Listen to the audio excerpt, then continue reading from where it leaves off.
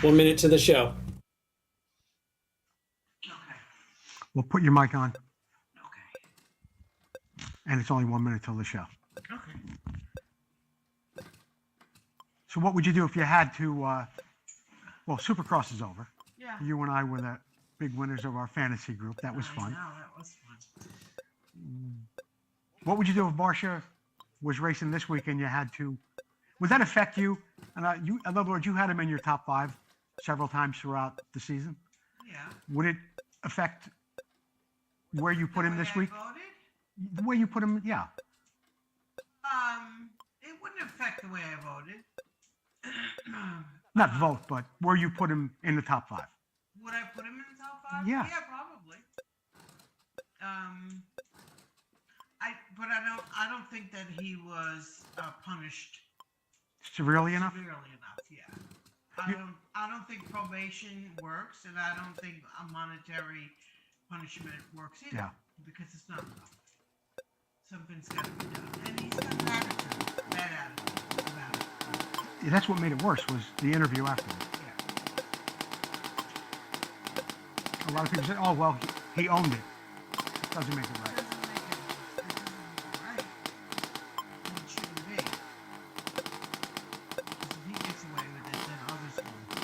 Okay.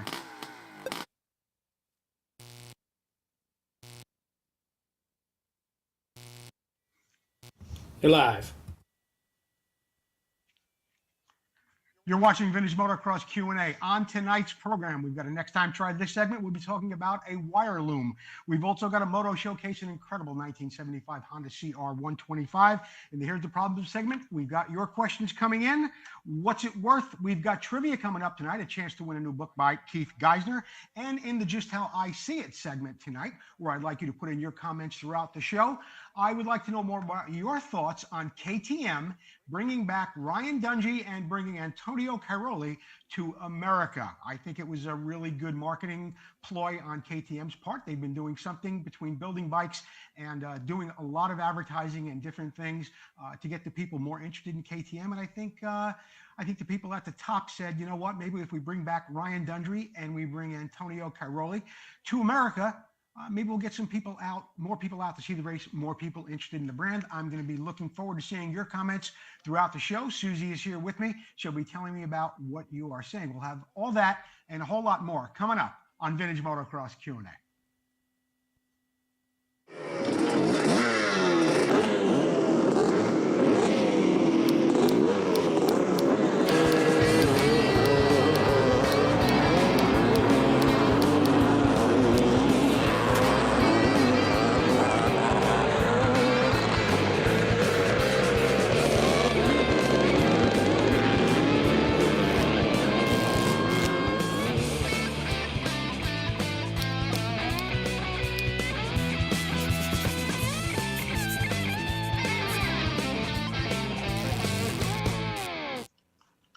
Good evening, everyone. You're watching Vintage Motocross Q&A, and I'm your host, Joe Abadi. It's good to be back live.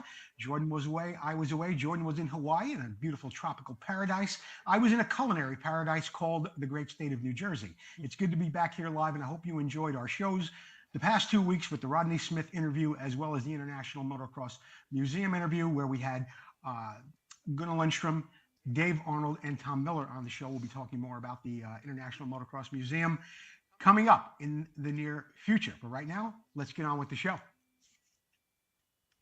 Don't forget to keep sharing the show, whether you're on Facebook or you're on YouTube. We will have a random share giveaway winner a little bit later on in the show. They will win a beautiful sticker sheet just like this, compliments of our wonderful sponsor, Vintco. If you are on YouTube and you're watching the show, don't forget to comment Motion Pro.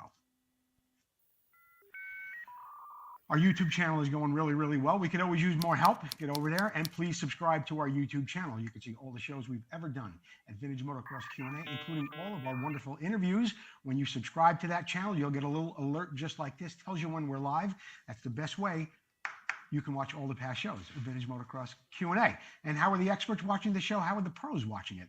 They're sitting back on their couch looking at their big screen TV, commenting from their phone. It's a great way to watch the show on your big screen TV at home. So kick back, watch the show on YouTube, or if you're enjoying it on Facebook, we appreciate you being here either way.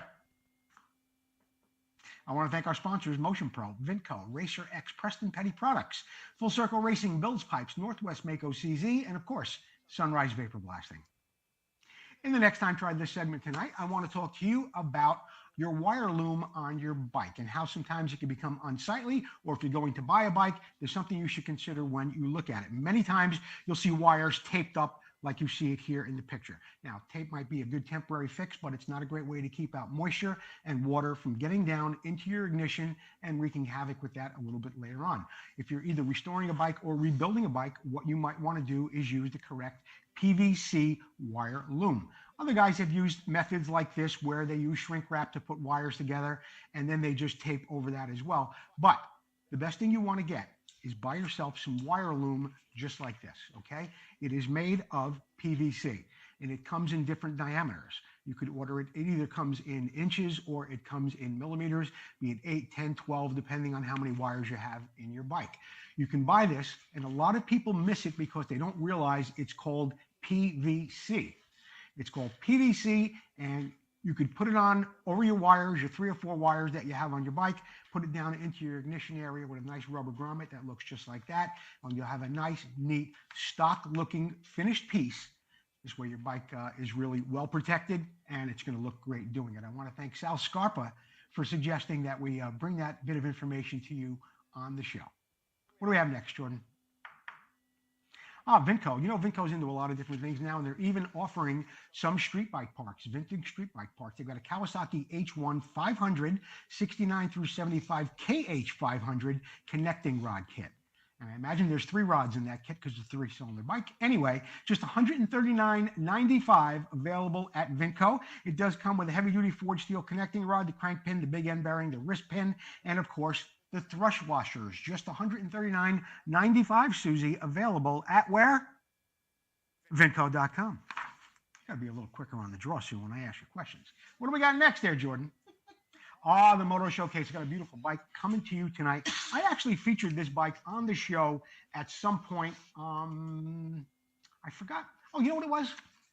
No, I don't know what it was. Oh, I know what it is. This is the Moto Showcase, but I think I had it on for another, for a different bike. No. I got my Moto Showcase confused with my What's It Worth. This is the Moto Showcase bike. It's a 1976 Yamaha YZ125 that was sent in to us by Chris Lucas.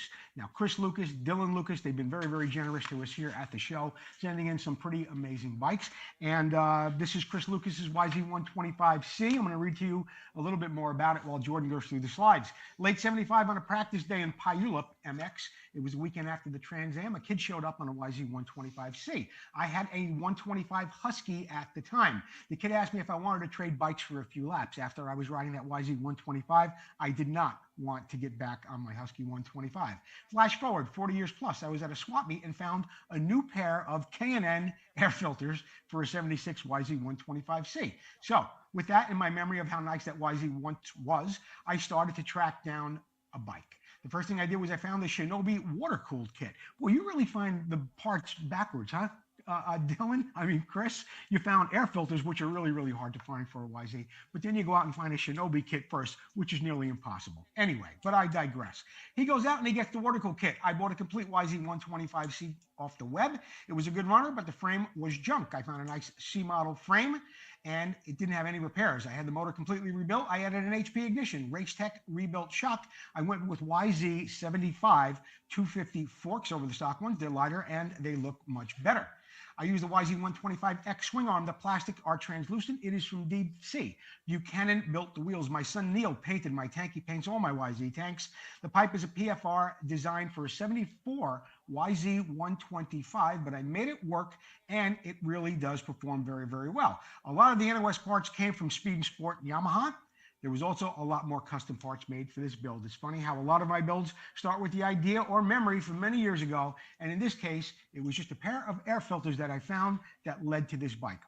76 YZ125C was my first bike, Chris. Always a favorite of mine. And the way you have it rebuilt here is absolutely phenomenal with the Shinobi kit and that trick pipe. I absolutely love it. And for you submitting your bike to us this week at Vintage Motocross Q&A, we've got a nice coffee mug for you, compliments of Preston Petty products and Vintage Motocross Q&A. Now, I know you've sent bikes into us before. If you don't want a mug and maybe you want a sticker pack or something different, get a hold of me and I'll get you whatever you like. And if you want another mug, we've got plenty of those too. And that's it for the Moto Showcase tonight. Don't forget to keep commenting about what you think on Antonio Caroli coming back with KTM and Ryan Dungey coming off a 5-year retirement to come back out for KTM, at least for the first 2 nationals of the year. I have a feeling it's going to be more. Looking forward to talking about your comments a little bit later on in the show. Preston Petty special this week: front and rear MX GP fenders, front and rear MX fenders, and a set of GP grips. Just $115.95. Get over to PrestonPettyProducts.com. Don't forget, Paul Standard is still looking for dealers. Yes, if you want to become a dealer for Preston Petty. Susie, you want to become a dealer for Preston Petty? Sure. Okay. Get a hold of PrestonPetty.com and Paul Standard, and he will make you a dealer. But the special this week, 2 fenders and a set of grips, $115.95. And here's the problem segment tonight. We've got some questions that have come in from you in the past week or so. Let's see which one we have up first. Bubba Dennis. Joe, there's a shortage of NGK B8ES spark plugs. There's a shortage of a lot of things in America right now, Bubba, but that's a story for a different day. There's a shortage of NGK B8ES spark plugs. What are people using now? Well, I'll tell you what, Bubba, I don't really know exactly what people are using, but I did come across a cross-reference chart. It's at sparkplugcrossreference.com, and it tells you what spark plugs will correspond with a B8ES or a BHES, and they've got a plethora of them over there. Some Champions, some Denso, and some other plugs as well. So you can check the reach and the heat range if you go to sparkplugcrossreference.com, and you'll find out what you can use other than the NGK. I do know a lot of people are having difficulty finding them, but I hope that helps. You might be able to find something else that's a little more plentiful. Hopefully the performance is good as an NGK plug. Chris Goyon. Joe, I took your advice on the Motion Pro JIS, the Japanese industry standard, impact tips, and they worked perfectly. Thank you for the advice. Yeah, you know, it's easy to miss that, and a lot of people don't realize that a Phillips head is not the same thing as a JIS. You can see right here in this little graphic that we've put up how the JIS is a little pointier and goes down into the head of that screw much deeper than the Phillips does. A lot of people will use a Phillips screwdriver, go into the JIS screw, and they wind up rounding out the screw or stripping it.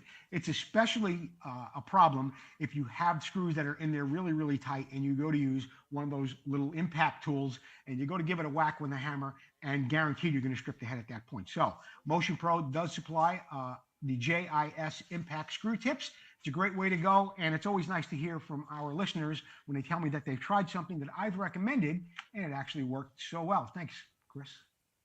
The next question comes from, and I apologize, a lot of times people will send me questions throughout the week. They come into my phone in an instant message. I take a picture of it and I save it for the show. Unless I put their name down, I don't always remember or know who the person is. So if it is you, please tell me it was you who asked this question, and I will be sure that you get credit on next week's show. The question was, Joe, can you discuss the difference in the 1974 Honda CR125 and CR250 kill switches? One has 2 stops, one has 3. Which one goes where? Well, I asked the Elsinore guru, Bill Nazelrod, about this, and Bill sent me a couple of great pictures and did explain it to me as well. And I think we've got a picture here. Jordan, what's the first one we have?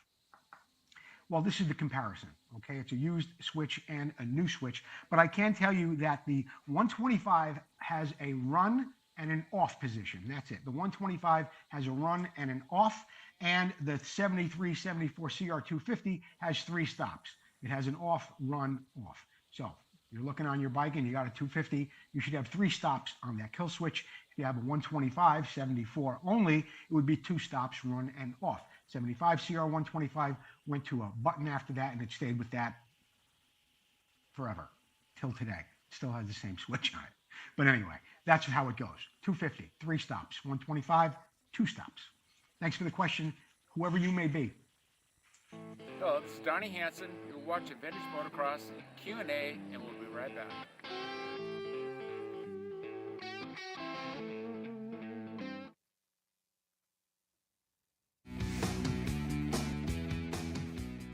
Hi, Jeff here, introducing you to Motion Pro's magnetic pickup tool today. Now, we've all had that bad experience where we drop a loose part or fastener into a hard to reach place like a skid plate or belly pan. Well, this is the right tool for the job that will retrieve that stubborn part and get you back to working on your ride. As for the features of the magnetic pickup tool, first you have this billet aluminum handle. There's a low profile magnetic tip that's extremely strong and in fact will even pick up a Motion Pro T handle. This flexible shaft can get into hard to reach places and with its protective coating won't damage the finish on your motorcycle. The magnetic pickup tool is affordably priced at $14.99 and is available from your favorite power sports dealer nationwide. So avoid future frustration and pick one up for yourself today.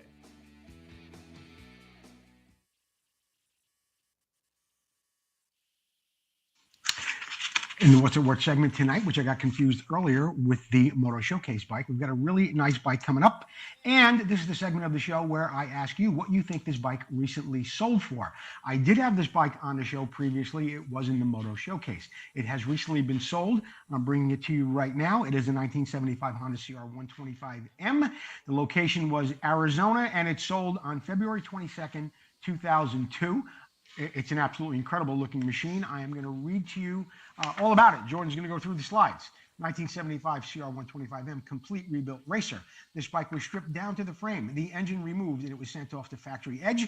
The motor was torn down. It was inspected. If it needed any repairs, it received them. It's got a Vintco rod nut and piston, and some of the missing transmission clips were installed. There are new bearings and seals installed as well.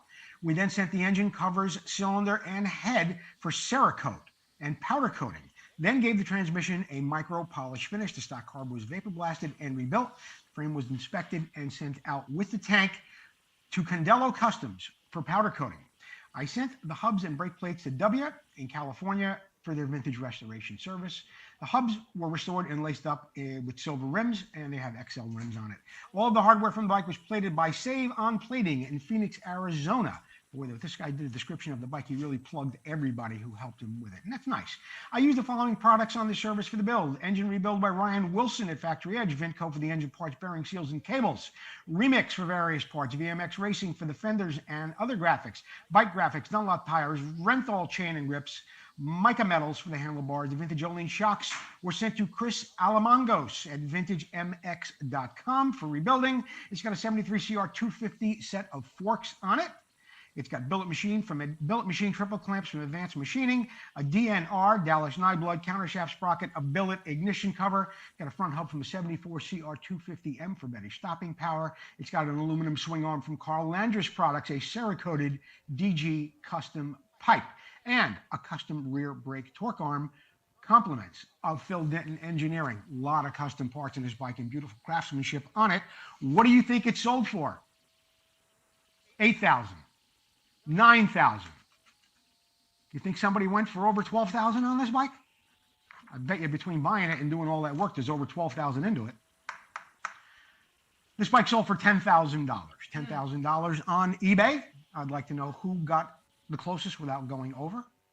And maybe we've got a little prize for you for doing that. That's not really a regular part of the show where I give a prize for guessing the price of the What's It Worth bike, but I'm feeling kind of generous. So if you didn't go over 10,000 and you got real close, let me know who you are. We'll get you some kind of little gift compliments of the show. Don't forget to keep commenting about the Ryan Dungey Antonio Cairoli return to KTM for at least the first two nationals. Okay?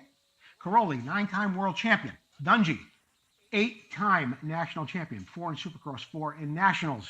Retired for 5 years. What do you think about that? Will those guys make you go out to a national to see him ride?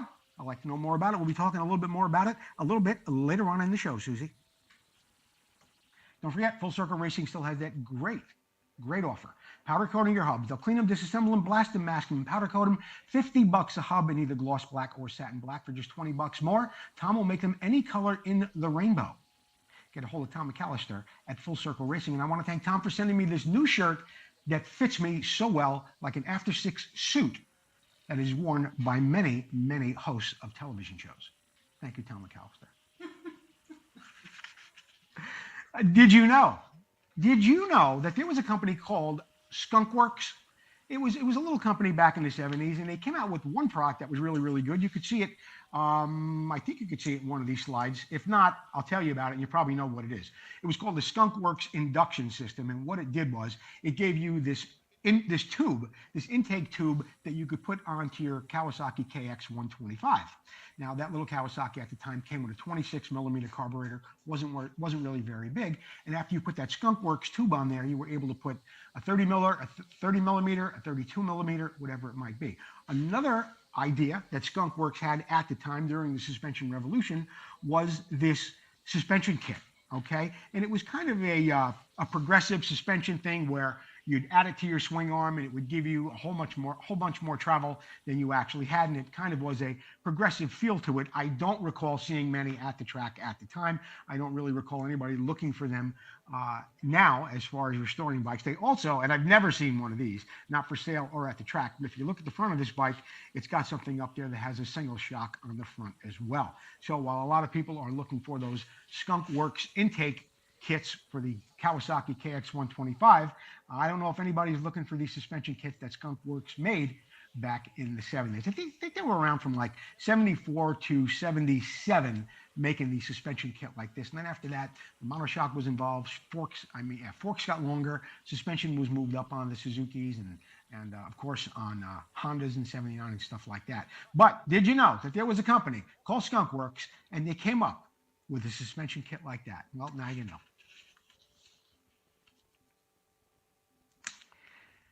Sunrise Vapor Blasting, my good friend down there in Modesto, Mark Farriester. I sent him many, many parts. I sent him another box just this week. I know a lot of people who watch the show are sending him stuff as well. Get a hold of Mark Farriester at Sunrise Vapor Blasting. His turnaround time is phenomenal. His prices are exceptionally reasonable, and he will turn anything back to new or better condition. Aluminum, magnesium, titanium, you name the metal, Mark will put it in that machine and you'll get it back as good as new. And no matter what it is, if it's got little delicate parts that are attached to it, or it has dissimilar metals like a brass into an aluminum carburetor, he will take care of that as well. It's a great way to refinish your parts. Thank you, Mark Farriester at Sunrise Vapor Blasting. Trivia is coming up right now. And of course, the trivia contest tonight is for this wonderful book written by Keith Geisner, Discovering 6 Days. Keith, of course, a very talented writer, wrote us that book, Finding Number 49, about the Harley race team.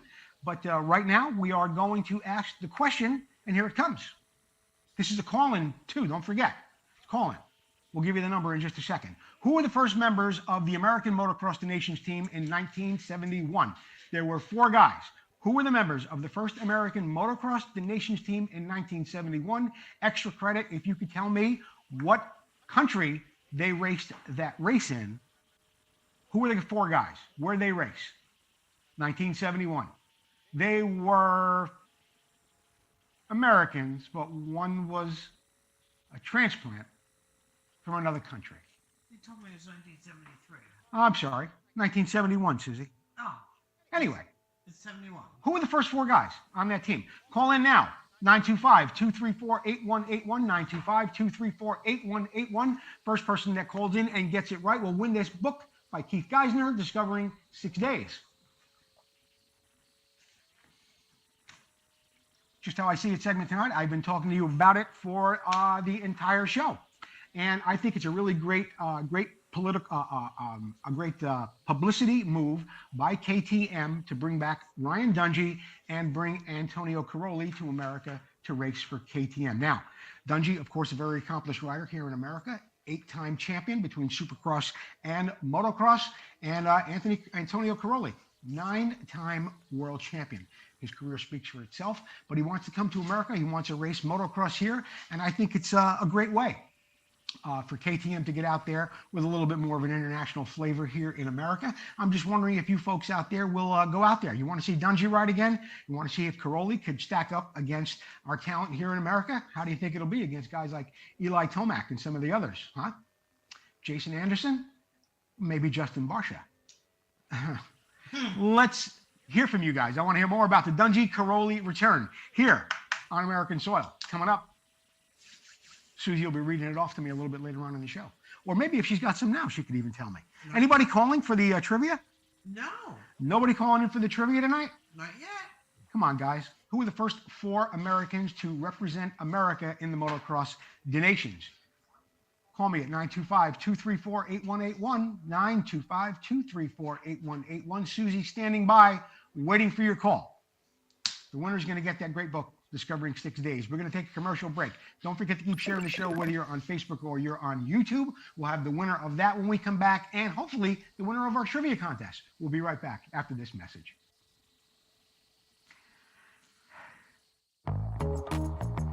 Classic and vintage dirt bikes are more than a hobby. It's not just about the ride. It's about the work that goes in. The work that keeps you connected to the ride. It's about bringing the bike back to life and doing it with your own hands. It's about the adrenaline and adventure. And when it comes to putting all the pieces together, only Vinco knows the bikes and parts the way you do. Vinco, keep the ride going.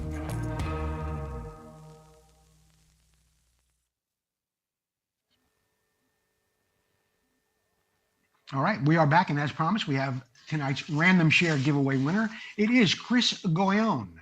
Chris Goyon, you are tonight's random share giveaway winner. Thanks for watching the show and sharing it with all of your friends.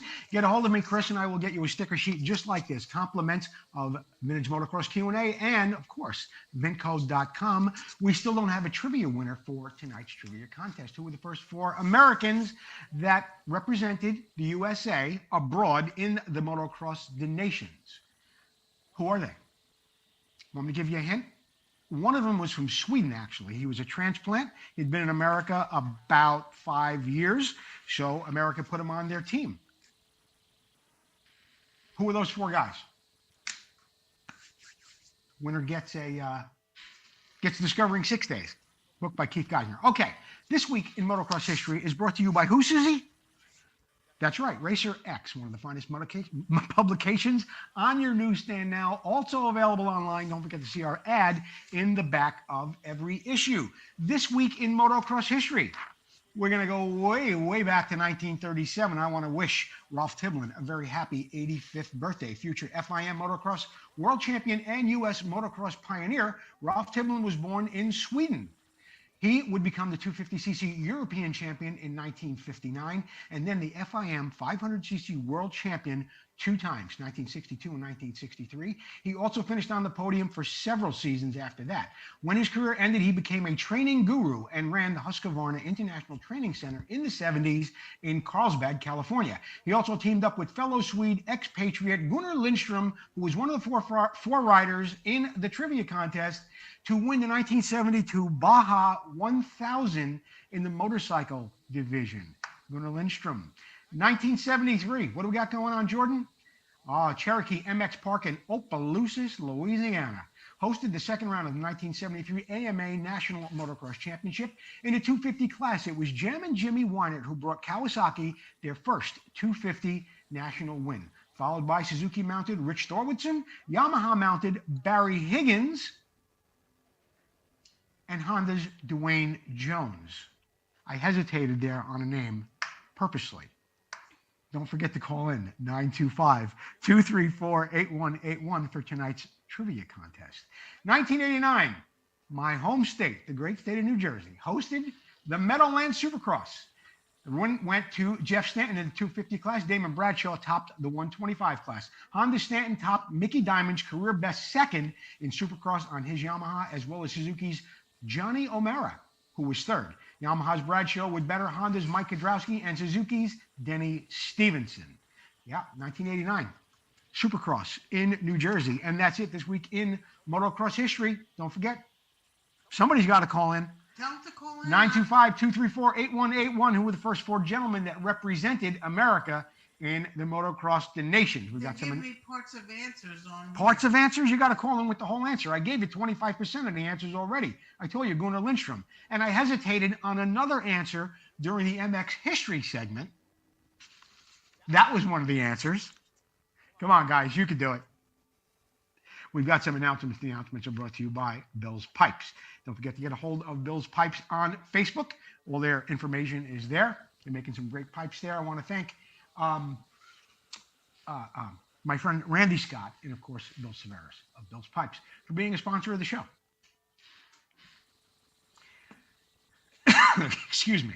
The Motocross Revival is this weekend, May 15th at Glen Helen. My friend David Dewhurst is putting on a great event, and he has talked the factories into bringing out some of the true works bikes of the 1980s. I understand David Bailey's RC 500 will be there. Dave Arnold went back, put on the gloves again, took out the tools, got that bike to run. I think there's going to be some Kawasaki factory bikes there as well as Yamahas. If you're not doing anything, get out to Glen Helen this Sunday, May 15th, for a really, really great event, Motocross Revival. This is, of course, will be a bit of a plug there, too, I'm sure, for David Dewhurst's new book that will be coming out, we all hope, very, very shortly, The Golden Era of Motocross. Tell David Dennis to call. He's got 3 out of the 4. Who? David Dennis? Yeah, call him. David Dennis, call in. You got 3 out of the 4. Of course, I gave you 2 out of the 4, but look, I'm trying to run a show here and give stuff away. On a much more serious note, Paul Stannard asked me to do him a little bit of a favor on the show tonight and make an announcement. Paul Stannard was asked by Todd Huffman to run the remastered On Any Sunday video in New England. Now, Paul is up in Vermont, and this is the only chance to see the On Any Sunday video. Now, Paul wrote to me, and I want to get this right because it's rather important, and it's for personal reason too. Todd Huffman asked me to host a newly digital remastered On Any Sunday movie. This is the only New England showing. I wanted to incorporate an addition to the movie showing to honor a friend who does not have long to live. His name is Jim Hollerich. He owns the Museum of Vintage Trail Bikes in Cheshire, Massachusetts. Jim has made an incredible impact on vintage trail bikes. He's got an incredible museum and a collection of bikes that do include mostly Osas, but it is a really, really amazing collection. His property was the start of the 2003 and the 2013 International 6-Day Trial Reunion Rides. If you can mention it on the show tonight, Joe, we would really appreciate it. There is an open house at Jim's Museum from 11 to 3. That's on Saturday, May 21st. And then the On Any Sunday show movie will be only 5 miles away from Jim's Museum starting at 4 o'clock. Tickets for the movie can be purchased online at the Preston Petty website. Our prayers go out to Jim Hollerich. We, of course, commend our good friend Paul Stannard and Preston Petty Products for wanting to put something so special together for Jim at this time. So if anybody's up there in New England, you haven't seen the digitally remastered movie On Any Sunday, now would be a good time to do it. And go and say hello to Jim. I'm sure he'd love to see you all. Finish Line is brought to you by Northwest Mako CZ. Get a hold of Alan Brown at northwestmakocz.com. I don't know why they're not calling in. T-shirts and hoodies are still available for just $19.99. They come in gray and white. They have our logo across the front and my signature across the back. You can still get a hoodie too.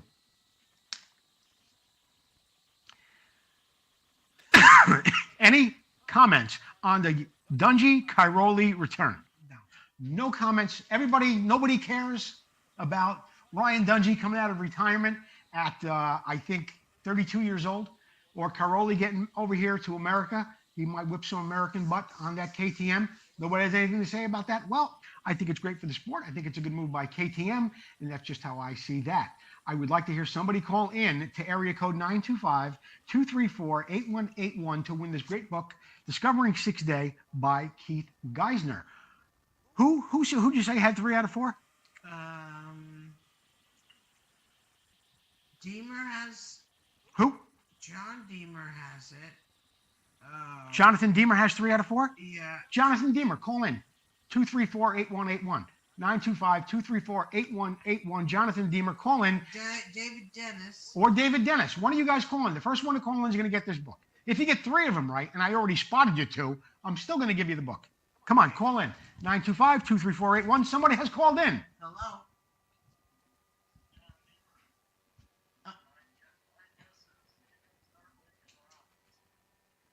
Higgins. Give me the phone. I'll take them live right now, Susie. Come on, I'll get them right through this. All Come on. fun. I got dead airspace here. I need content, Susie. I need content. This is Joe Abadi. You're live on Vintage Motocross Q&A. Who am I speaking to? Joe, this is John Deemer. John Deemer. Who are the first? I could be wrong, but I think it was Robbins, Hartwig, and Higgins, and there was somebody else. No, you got Higgins right.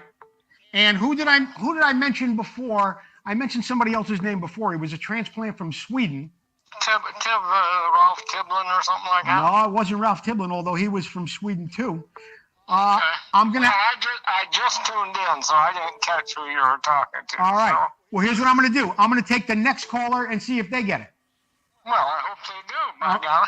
All right. Thanks for calling in, John. All right, man. Take care. Just hang up on this. Oh, Slick Savage, that just hit red. Yeah. This is Joe Abadi. You're live at Vintage Motocross Q&A. Who am I speaking to? Oh boy. This is Joe Abadi. You're live at Vintage Motocross Q&A. Who am I speaking to? This is John McNulty. How you doing, Joe? Say your name again. I didn't have you on speaker. Who are you? Hold on a second. This is John McNulty. John McNulty. Thanks for calling in. Hey, who were the first four guys who represented the USA at the Motocross of the Nations in 1971? Higgins, Barry Higgins. Who else? Gunnar Lindstrom. Yes. Kenny and Barclay. Yes. That was in France.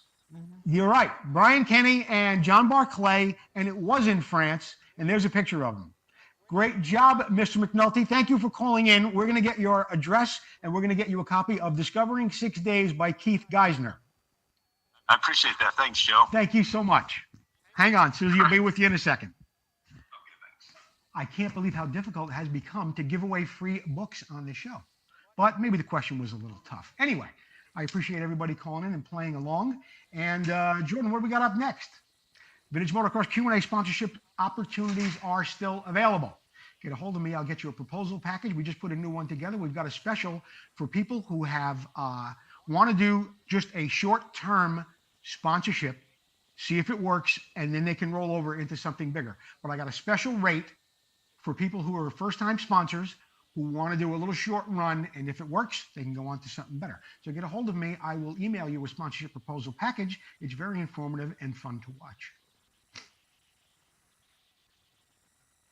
That wraps it up for this episode of Vintage Motocross Q&A. It's good to be back live. I want to thank Jordan and Chelsea. Welcome them home. Susie for doing such a great job helping me here, and everybody out in the audience tonight who shared the show, plays along with the games, and always comes back every week. I'm Joe Abadi. Thanks for watching Vintage Motocross Q&A. We'll see you next time. Gino! Gino!